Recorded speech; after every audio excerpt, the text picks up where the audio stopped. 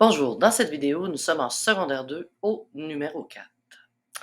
Je lis la phrase.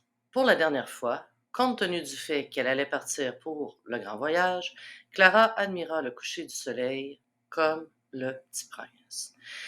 Alors, les virgules nous aident, comme toujours, à remarquer quelles sont nos grandes articulations, nos grands constituants de la phrase. Donc, on a pour la dernière fois ici, qui va être un complément de phrase, en début de phrase, pour ça qu'il y a une virgule. Compte tenu du fait qu'elle allait partir pour le grand voyage. Et là, notre sujet, c'est Clara. Elle admira le coucher du soleil. Et là, comme le petit prince, on le met dans le prédicat ou à titre de complément de phrase. Bon, bien, est-ce qu'on peut le déplacer? Donc, comme le petit prince, Clara admira le coucher du soleil. Je crois que oui.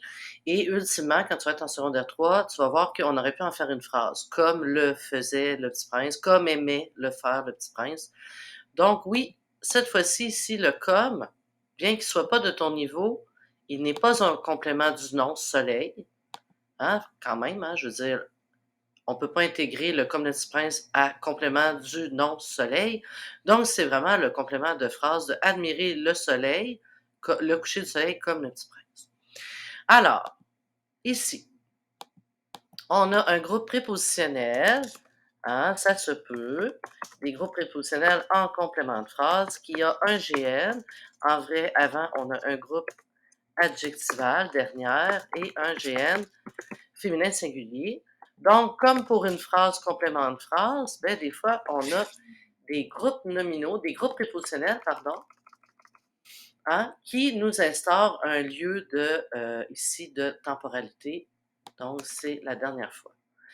Ici, en secondaire 2, on étudie d'autres façons de lier des compléments de phrase à valeur causale ici.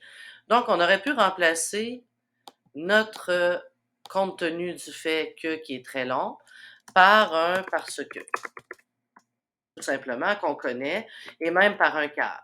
Pour la dernière fois, car elle allait partir pour le grand voyage.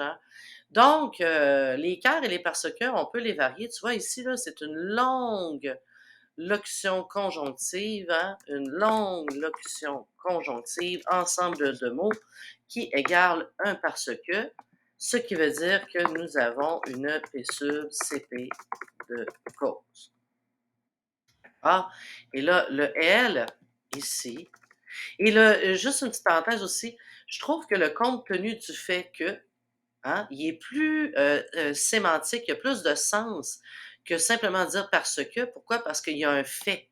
Le fait, nous ramène à quelque chose de très concret. Le fait qu'elle va partir pour le grand voyage, je vais y arriver après. Donc, c'est pas anodin, je crois, que cette phrase-là a été construite de cette façon. D'accord? Donc, tout ça nous apprend à faire du style, finalement. Le elle ici est un pronom personnel qui renvoie à Clara, donc troisième personne du singulier. C'est la raison pour laquelle, hein, allait ici s'écrit avec un T.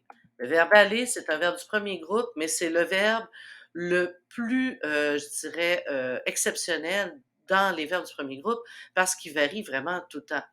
Donc ici, aller, c'est bon, là, on a le verbe aller avec la terminaison AIT, donc c'est commun, mais des fois, je vais n'a rien à voir avec aller, mais c'est comme ça pareil. Partir pour le grand voyage, c'est pas de ton niveau. Je sais très bien que tu es capable de savoir que cette expression-là, dans son ensemble, renvoie à,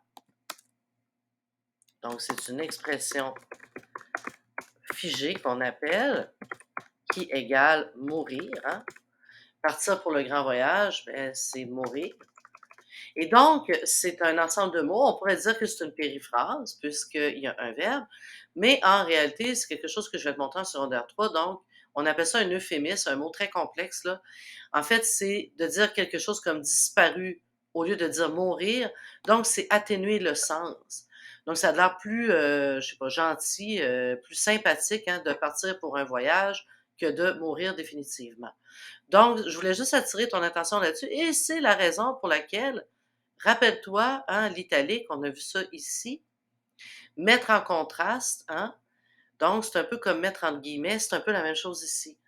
Donc, la personne voulait vraiment mettre en contraste le fait de mourir et donc, pourquoi? Pour en arriver à la phrase principale ici, la phrase matrice, comme on disait dans l'ancien temps, hein, d'un GN féminin, troisième personne du singulier, qui est Clara. Je vais détacher comme pour avoir plus de place.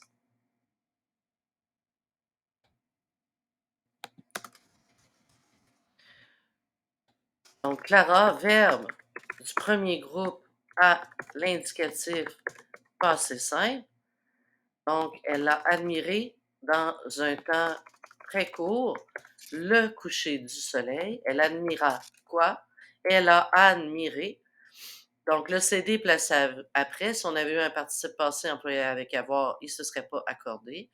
Et le coucher du soleil, hein, comme ça. Donc, groupe du nom, masculin singulier, qui a un complément par un G prep GN masculin singulier. Et donc, notre belle Clara,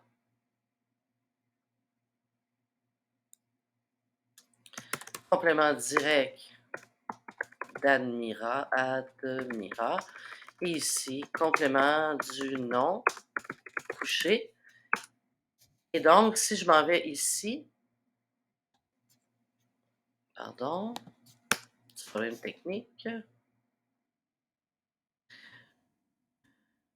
Donc, on a ici, comme le Petit Prince, on a encore un groupe prépositionnel, plus un nom propre qui est un titre de roman. Donc, notre comparaison ici, hein, introduite par un groupe prépositionnel à titre de complément de phrase, nous amène à un titre de roman qui égale des connaissances générales. Donc, c'est facile avec la phrase, avec la comparaison, hein, d'introduire des connaissances générales pour nous ramener à la nostalgie finalement de la fin d'une journée. Et ici, c'est de la fin de la vie. Et c'est très astucieux, c'est très simple, hein, pour la dernière fois, compte tenu du fait qu'elle allait partir avec du style aussi ici, avec une expression figée pour le moment, qu'on va dire en secondaire 2, même si je t'ai déjà dit comment ça s'appelle. Et donc, Clara va mourir et elle le fait comme le petit prince, finalement, le faisait lui-même, entre guillemets. Et donc, voilà, c'est ce qui termine la correction de la phrase numéro 4. Mais ce que je veux vraiment que tu retiennes, c'est que on a, pour faire du style, des locutions conjonctives qui remplacent le parce que et qui nous amènent à mettre l'accent, hein, sur d'autres réalités comme un fait de mourir. Et aussi la comparaison sert aussi à introduire des connaissances générales. Donc tout ça, en bout de ligne, va t'amener à faire des points au critère 1 de quand on corrige ton texte, par exemple en secondaire 2, à l'examen du ministère en mai, hein. Tu ne feras pas dans le genre littéraire, tu vas faire, je te le montrerai au fil du temps, mais n'empêche que tu pourras te rabattre, hein, avec la comparaison avec des connaissances générales, tu vas être gagnant. Voilà.